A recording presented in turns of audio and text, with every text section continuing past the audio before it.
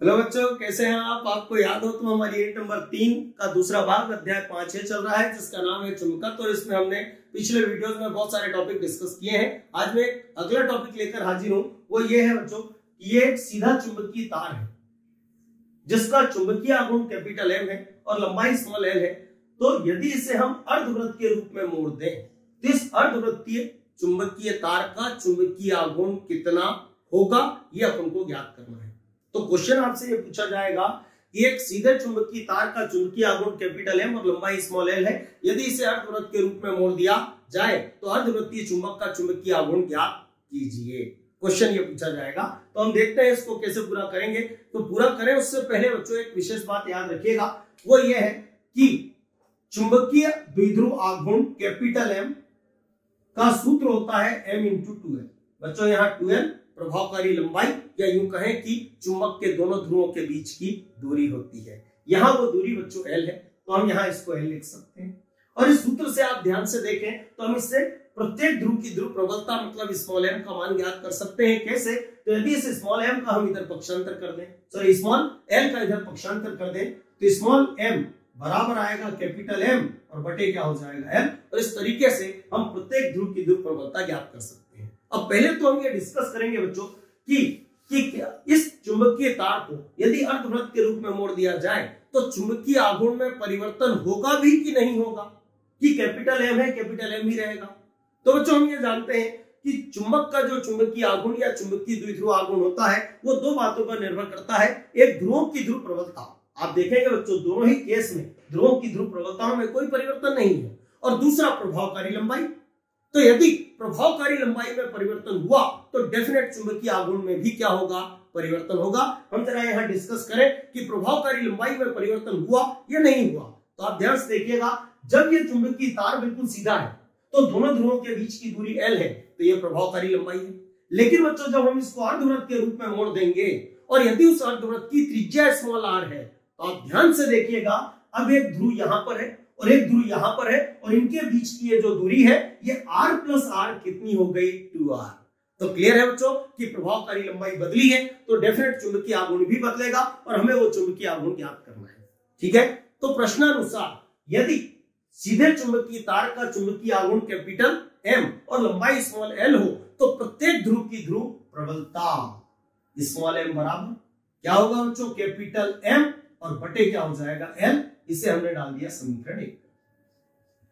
अब प्रश्नानुसार यदि चुंबकीय तार को चित्रानुसार अर्धवृत्त के रूप में मोड़ दिया जाए और उस अर्धवृत्त की त्रिज्या स्मॉल r हो, बच्चों जब ये स्मॉल r होगी तो प्रभावकारी लंबाई r + r कितनी हो जाएगी, 2r, और ध्रुवों की ध्रुव प्रबलता कितनी है, m। तो ऐसी स्थिति में अब चुंबकीय आघूर्ण कितना होगा बताएंगे, तो स्मॉल m और गुणित क्या हो जाएगा, 2r। ये इस अर्धवृत्तीय चुंबक का चुंबकीय आघूर्ण, मान लो ये m' है तो ये होगा। तो क्लियर है बच्चों, यदि हमें किसका मान ज्ञात करना है, इस अर्धवृत्तीय चुंबक का चुंबकीय आघूर्ण m' ज्ञात करना है, तो डेफिनेट बच्चों हमें दो मानों की जरूरत होगी। एक ध्रुवों की ध्रुव प्रबलता, ये हमने ज्ञात कर रखी है, और दूसरा उस अर्धवृत्त की त्रिज्या। जब ये अर्धवृत्त की त्रिज्या हमें मिलेगी तो ही हम इस अर्धवृत्तीय चुंबक का चुंबकीय आघूर्ण ज्ञात कर सकते हैं। ठीक है बच्चों, तो अब त्रिज्या ज्ञात करते हैं तो हम क्या बोलेंगे, अब चित्रानुसार यदि इस चुंबकीय सीधे चुंबकीय तार को अर्धवृत्त के रूप में मोड़ दिया जाए जिसकी त्रिज्या r हो, तो अब आप ध्यान से देखिएगा, इस तार की लंबाई कितनी थी, L, तो लंबाई तो अभी भी L रहेगी, लेकिन उसका शेप अर्धवृत्तीय हो गया जिसकी त्रिज्या कितनी है, r। बच्चों हम जानते हैं कि वृत्त की लंबाई मतलब वृत्त की परिधि, और वृत्त की परिधि होती है 2πr। लेकिन बच्चों ये अर्धवृत्त है तो अर्धवृत्त की परिधि क्या होगी, तो 2πr का आधा कितना हो जाएगा, πr। तो हम क्या बोलेंगे, यदि इस तार को अर्धवृत्त के रूप में मोड़ दिया जाए जिसकी त्रिज्या r है तो चित्रानुसार क्या होगा, तो अर्धवृत्त की परिधि बोले तो πr बराबर क्या होगा, तो ये तार से बनी है और तार की लंबाई कितनी है, l, तो हम कह सकते हैं ये मान किसके बराबर होगा, l के। ये बात आपके समझ गई। हमें किसका मान ज्ञात करना है, r का, तो हमने इस पाई का उधर पक्षांतर कर दिया, तो यहां लिख के हम क्या लिखेंगे, r बराबर l और बटे क्या हो जाएगा, पाई।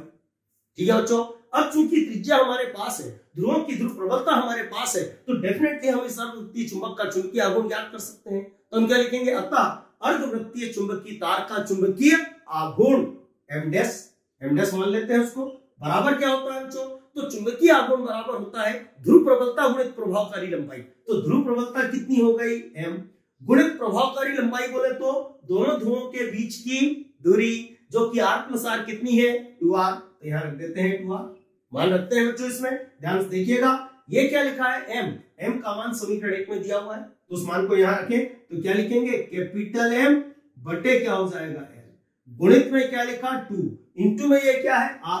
बच्चों r का मान ये है, इस मान को यहां फिट कर देते हैं तो क्या लिखेंगे l बटे पाई, ये लिख दिया। अब आप ध्यान से देखिएगा l से l क्या हो जाएगा कट जाएगा। तो हमें चुंबकीय आघूर्ण जो अर्धवृत्त का प्राप्त होगा वो होगा m डैश बराबर ऊपर तो क्या रहेगा 2 बटे में क्या आएगा पाई, साथ में क्या रहेगा कैपिटल M, और ये उस अर्धवृत्तीय चुंबकीय तार का चुंबकीय आघूर्ण होगा। तो हम क्या बोलेंगे बच्चों, यदि एक सीधे चुंबकीय तार का चुंबकीय आघूर्ण कैपिटल M है और उसे अर्धवृत्त के रूप में मोड़ दिया जाए तो अर्धवृत्त का चुंबकीय आघूर्ण सीधे तार वाले चुंबकीय आघूर्ण का 2 बटे पाई गुना होगा। ठीक है बच्चों, और 2 बटे पाई गुना हुआ मतलब ये मान 1 से कम हो गया, और 1 से कम हो गया मतलब ये चुंबकीय आघूर्ण जो है ये चुंबकीय आघूर्ण ये इसकी तुलना में कम होगा, मतलब चुंबकीय आघूर्ण घट जाएगा। ठीक है बच्चों, तो आज इस वीडियो में हम इतना ही रखते हैं, अगला टॉपिक अगले वीडियो में डिस्कस करेंगे।